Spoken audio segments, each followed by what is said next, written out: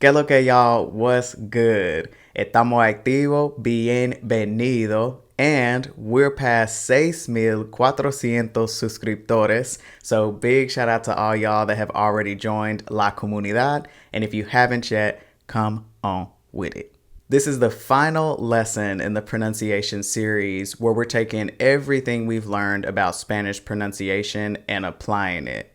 So today we're going to be reading another book from Unite for Literacy. And again, they ain't paying me. We don't have no type of agreement. They don't know who I am. But check out uniteforliteracy.com if you're looking for free online Spanish books. This lesson is going to be just like our first reading lesson in this series. So when you see this symbol, pause the video and read the page on your own out loud. Don't just read it in your head. I'm telling you, read it out loud so that you can actually feel and hear what your pronunciation is like. Then when you're ready, unpause the video and I'll read the page to help you check la pronunciación.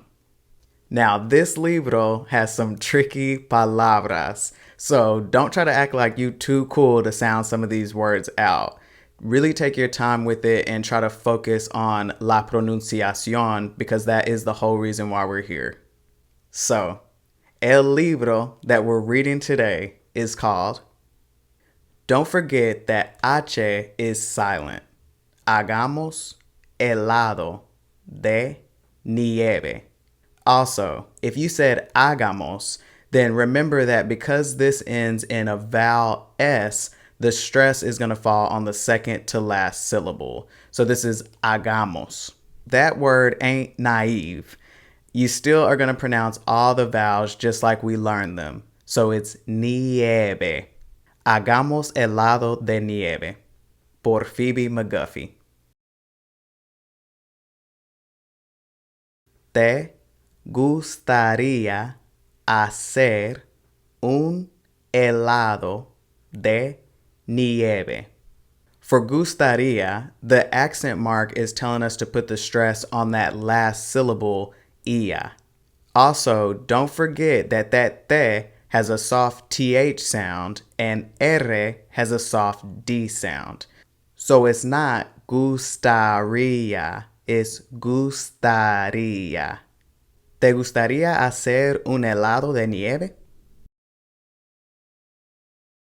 Primero, tenemos que esperar a que caiga mucha nieve. So same here with te.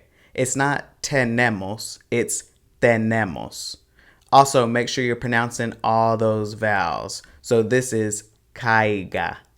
Primero, tenemos que esperar a que caiga mucha nieve. Después, recogemos nieve limpia en un recipiente grande. Remember that e sounds like je, so that's recogemos. Después, recogemos nieve limpia en un recipiente grande. La mezclamos con un poco de leche. Remember that zeta has more of an S sound rather than that vibrating Z sound in English. So this is mezclamos. La mezclamos con un poco de leche. Y le agregamos azúcar para hacerla dulce. The accent mark again tells us to put the stress over the zeta u syllable. So it's azúcar. And the same thing again with R sounding like a D sound. So this isn't para, it's para. Y le agregamos azúcar para hacerla dulce. Le ponemos un poco de vainilla para darle sabor. Ella, the double L's, sounds like a Y sound. So this is vainilla. Le ponemos un poco de vainilla para darle sabor. Después, mézclalo muy bien. Pay attention to those accent marks because earlier we saw mezclamos, but this isn't mezclalo, it's mezclalo. Después, mézclalo muy bien. Ahora podemos ponerlo en tazas para compartir. Ahora podemos ponerlo en tazas para compartir. Hicimos helado de nieve. Delicioso. Hicimos helado de nieve. Delicioso.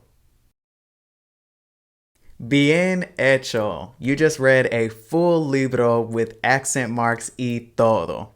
Any mistakes that you made will tell you exactly where you should spend more time with this pronunciation series. So if some of your vowels or letter pronunciation didn't sound quite right, then back up to lesson 3 in this series. Or if you missed some stress or some accent rules, then back up to lesson 5. Felicidades on completing the full Spanish pronunciation series. You're that much closer to having fluent sounding Spanish, but you have to practice and you have to speak out loud. Gracias por estar aquí. Hasta la próxima.